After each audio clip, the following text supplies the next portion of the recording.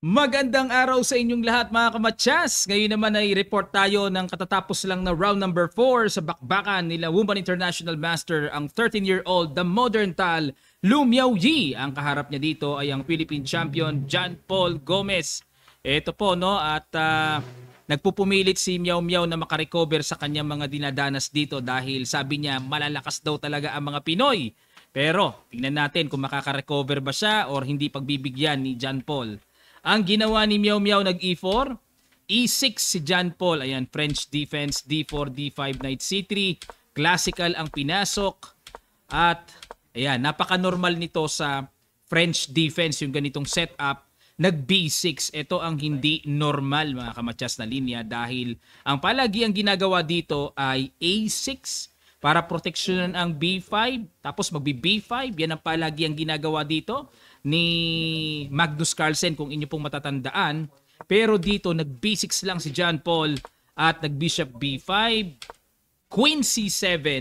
Minarkahan kagad ng maagang bad move ang tira na ito dahil normally Bishop B7 lang ang ginagawa dito. Pero mukhang iniiba ni John Paul. Iniba niya ang sequence dito, nag Queen C7, nag-H4 naman dito si Miao Miao. Yun lang na bad move, no? Brand X. Dapat daw ang tira ay castle o kaya Queen D2. Pero dito H4 ang ginawa. Medyo kakaibang linya ito. Nag A6 para i-neutralize ang bishop, kinapture-capture at nag Queen D2, C4. Ayan, nabanggit ni John Paul nung nag-usap kami after ng game, medyo maaga daw yung kaniyang C4. Pero kaya niya ginawa ito, ang gusto niya mangyari, mag B5, B4, mag-create ng mabilis na impact ng atake sa queen side.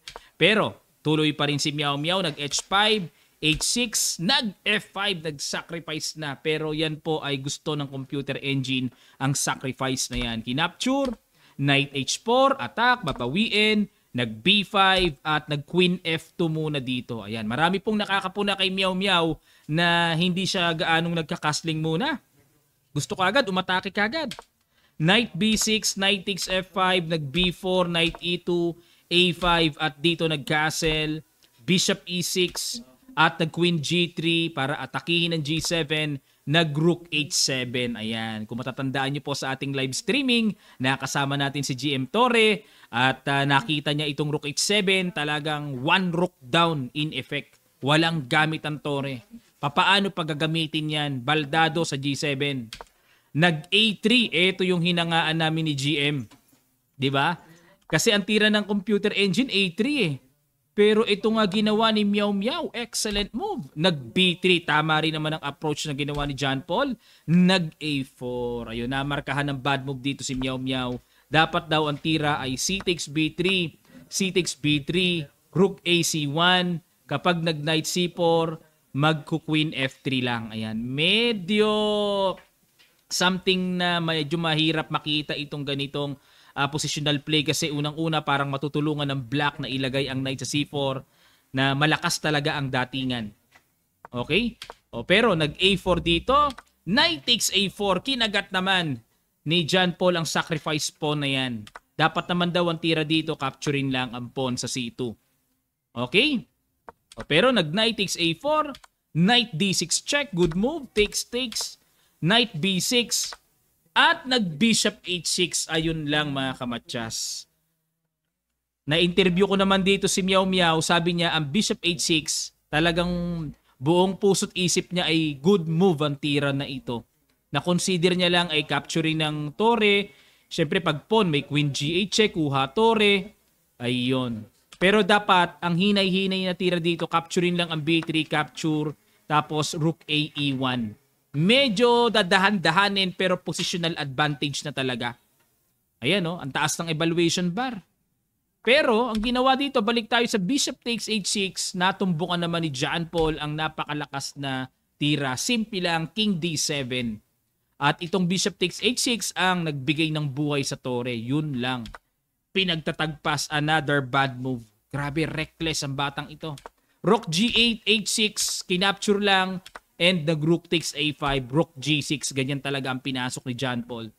Evaluation bar equal, Rook A7 check, King C8, Queen H2 ilag, at kinapture na ang Bishop Sinadya ni John Paul yan na makipagsabayan ng ganyan, puwersado lahat, then B takes C2. Kung titignan nyo po ang evaluation bar, equal to slightly better ang white kasi may tore. Pero nag-knight G3, ayun. Medyo kakaibang approach ni Meow Meow dito kasi sa computer engine, knight C3 lang para walang knight A4. Pero dito, nag-knight G3, knight A4, rook C1, takes, at nag-knight D3, rook C3, king takes C7, knight E2, bishop G4, at knight C1. Na dito pala mga kamatsas, ayan, pinasok ni John Paul ito pero nangangailangan ito ng matibay na pundasyon ng endgame. Mas may pilit ang black dito sa ganito. 2 pawns pa rin yan eh.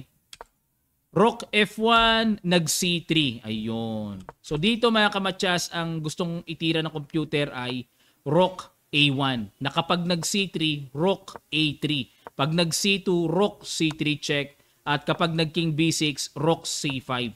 Na mananatiling ang tore ay nakaposte kagad, walang any progress na magagawa ang black king at ang pawn naman sa F anytime nakahold sa king. So tabla-tabla lang ito mga kamatsas, pero ang ginawa, nag-rook F1, C3, rook C1, C2, rook F1, king C6, king D2, king B5, king C3. Na dito mga kamatsas, kaya equal, sakto kasi ang tira ng puti. Pero sa ganitong position, may pinagkaiba ito no kapag ang titira puti na. So tinan nyo po, F4 good move, hindi pwedeng capturein kasi may iwanan yung ilalim. King D2, pwersado F3, then king C3. Pero sa position na ito, kung matatriangulate ng black na white ang titira, talo ang white.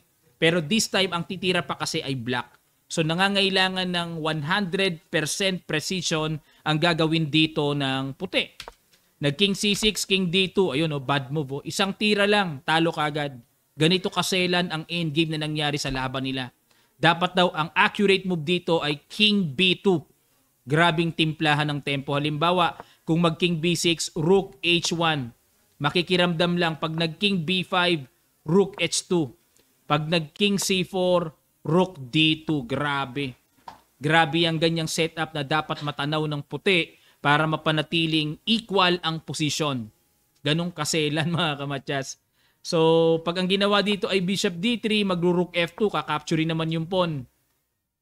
Pag nag-bishop E4, magro-rook dito para depensahan. Kung tumempo naman, king B2, magro-rook F2 lang. Yan ang isa sa mga anggulo na dapat matanaw ni Meow Meow. Yun nga lang, dahil sa kaiklian ng oras, medyo mahirap po talagang matanaw yung ganyang ka-accurate na defense. So, ginawa nag king D2, king D6. Medyo hindi rin naramdaman pa ni John Paul na kung paano susubswangin dito sa kabila.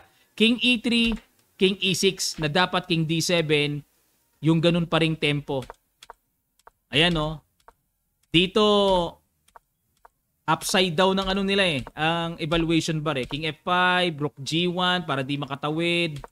King E6 ulit, rook A1, king D6 at nag-rook F1. Pag tira ng rook F1, losing uli kaagad ang puti. Ang accurate move dito ay rook A6 check. Para halimbawa kung mag king C7, magki-king D2 lang. Hindi pwedeng tumira ng F2 anytime may rook F6 na makukuha ang pawn. At ito namang C2 anytime, naka-hold naman.